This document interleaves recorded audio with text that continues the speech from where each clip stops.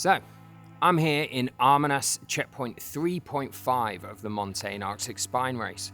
We are currently waiting for Joe Bars and Ulf Nore. Now, Joe closed a big gap to catch up with Ulf yesterday, and they've been together ever since.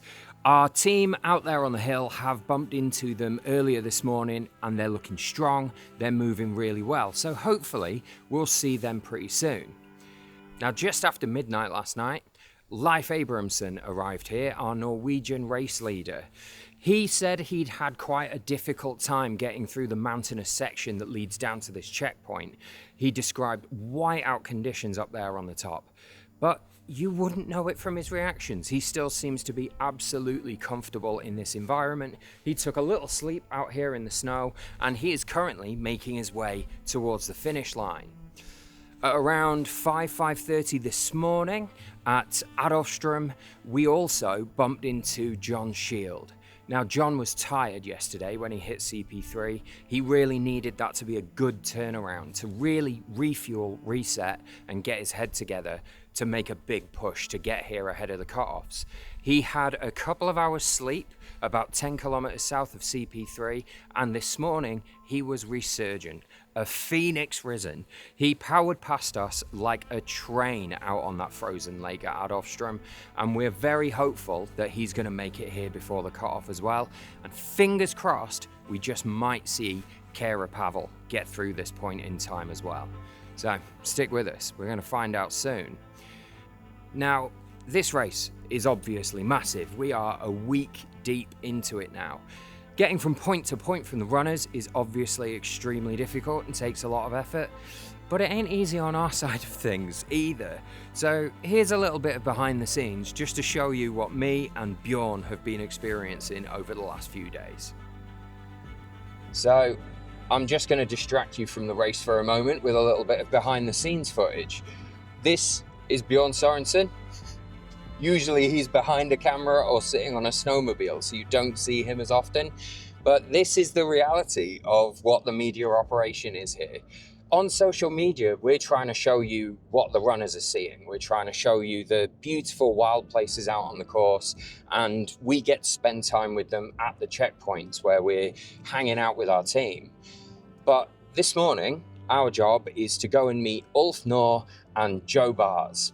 We're going to try and meet them at CP 3.5 at Ammarnäs and take a little bit of a walk out and see them on the trail.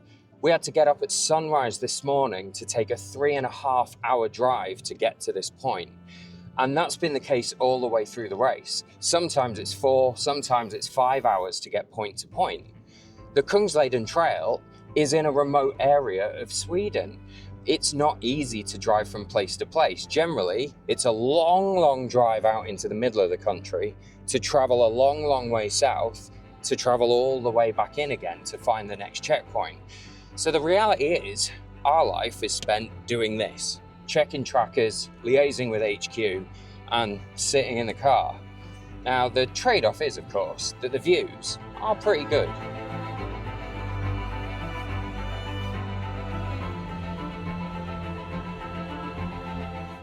So you know, it could be worse.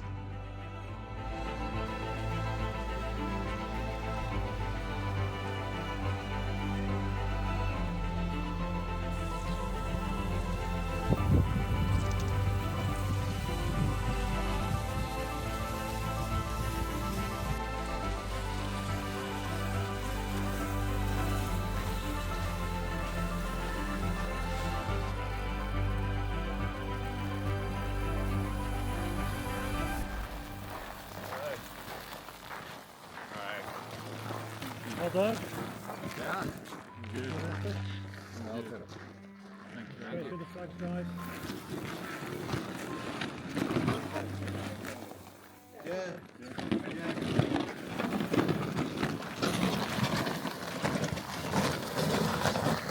It's good to see you, man. I feel like it's been a long while, but even I can't tell how long it's been anymore.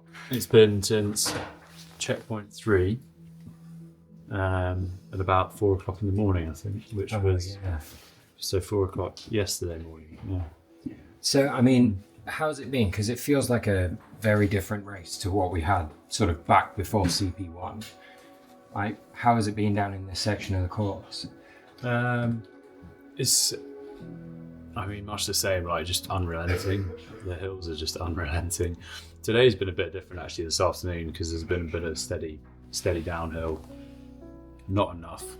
Well, you never get the perfect downhill on cross-country skis because it's either too steep and you're just having to crash you are crashing, or it's slightly too shallow and you're still having to put some effort in. So yeah, it's unrelenting, I would say. It hasn't got any better or easier. Look, this is something that fascinates me. Like, there's a mindset that's required for this. You just talked about falling over. Like, you just know you're going to fall over on some of those downhills.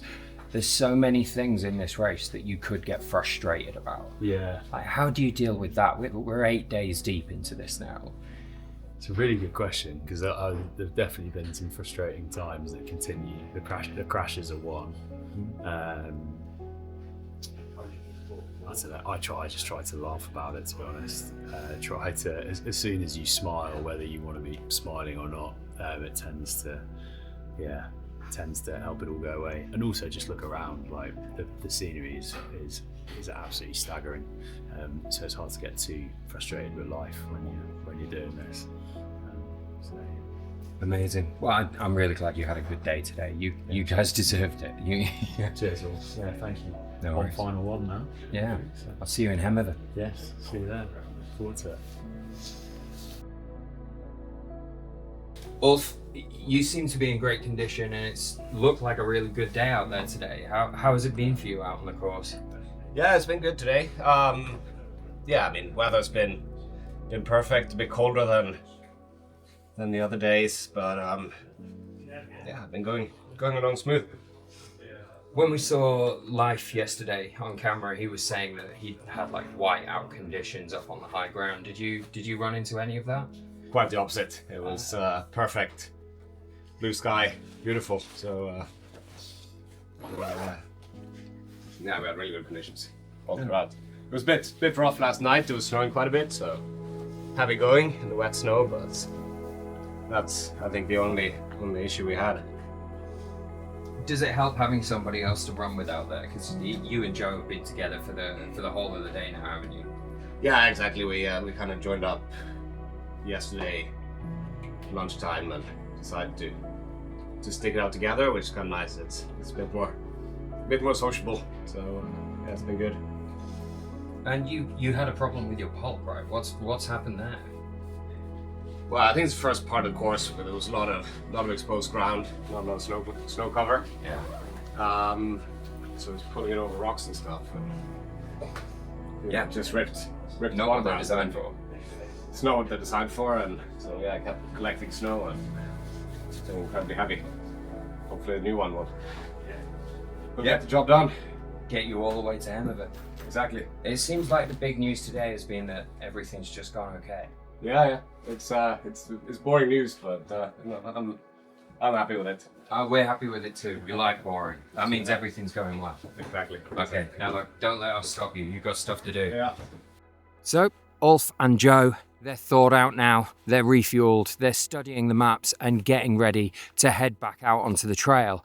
Me and Bjorn here, we're getting ready to head out again too. We need to get to Hemmerden, ready to greet our leader. Now, over the next few hours, John Shield and Keira Pavval need to get here. They need to push. There is a looming 2 a.m. cut-off at this point, but they're being led in at the moment by yet another amazing show of Northern Lights. I mean, just look over my shoulder here.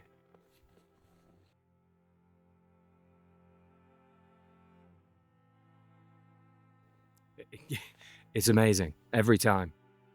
Every single time. Okay. One more 3.5 hour drive, Bjorn? Yeah. Why not?